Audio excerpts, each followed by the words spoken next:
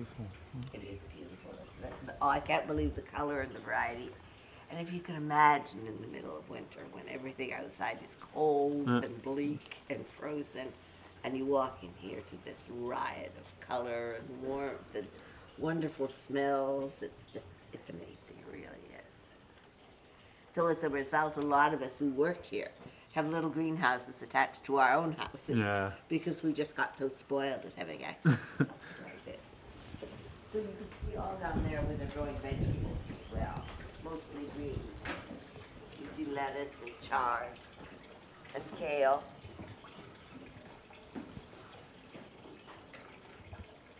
And there are some of the old tanks for fish.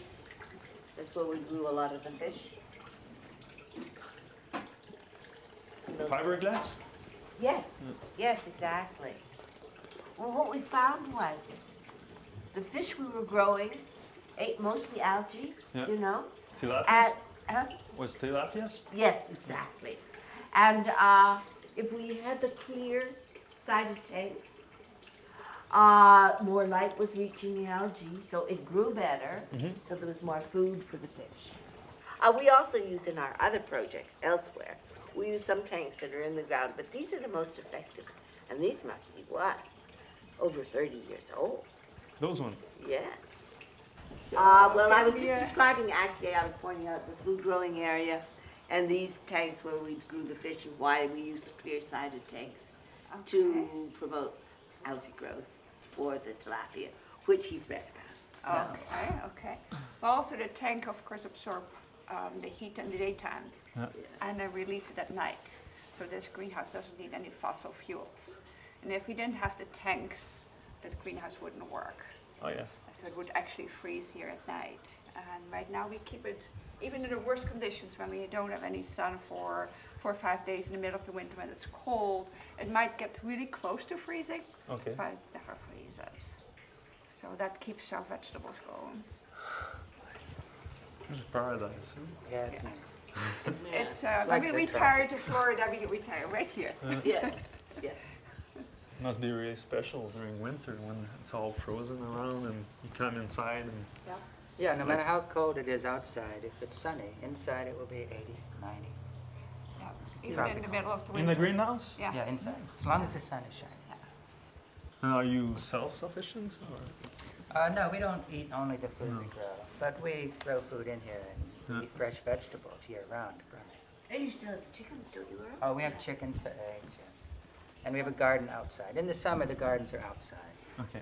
In the winter, the gardens are inside. And we'll bring some food plants in for the winter from the gardens and the outside. Yeah, we have berries that we freeze, so we have years of berries in the freezer. And also, you really don't take very much electricity from the grid, do you? No, not very much at all. As you can see, days like this, we always sell. And you can see go downstairs, you could see the meter run backward. Nice. And then at night, you see the meter run the normal way. And we pay the difference. We haven't been able to have a surplus yet. We have renters upstairs, so it's a 2-family home. We have 3 refrigerators and a freezer, and that's quite really good. Yeah. And the house is not that big. It looks bigger than you think. The downstairs is 1,200 square feet, not quite, and the upstairs is 600. So that's what the house is. So how many of you were starting this project?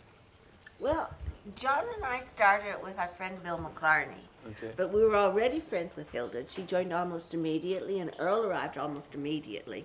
So really, there were how many of us starting up? 6 or 8. 6 or 8, yeah, exactly. But it grew very quickly because for some reason or other, the time was right, I think, more than anything.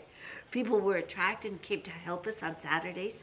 By the end of the first summer, almost 100 people were arriving. And at the peak, we were having up to 10,000 visitors a year. Many people came down from Quebec, and we worked with some people from Quebec that were friends. It was fun. And where did you take fundings? Well, we raised money from private foundations. Okay. We had a membership, Okay. which supported quite a bit of, it gave us quite a bit of support. And then the scientific work, especially the aquaculture, but also some of your more scientifically oriented research in the garden, was government supported. The aquaculture, the work with the fish, was funded for about 6 years by the U.S. National Science Foundation. Nice.